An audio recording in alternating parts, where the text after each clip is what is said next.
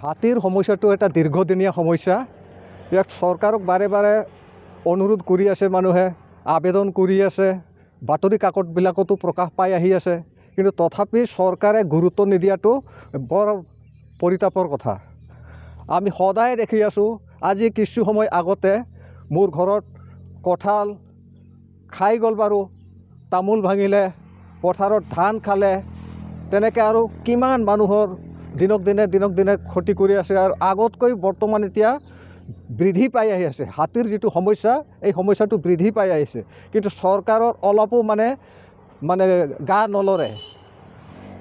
মানে মুখ বন্ধ কৰি চুপচাপ কেৱল যেন খেলহে চাই আছে। হাতীয়ে খাইছে, এতিয়া আমি চাই থাকোঁ দে, সেইটোৱে দায়িত্ব বুলি ভাবি আছে নেকি বন বিভাগে বা চৰকাৰে। সেইটো বৰ পৰিতাপৰ কথা। আৰু সেইকাৰণে মই আপোনালোক সাংবাদিকসকলৰ জৰিয়তে মই এটা অনুৰোধ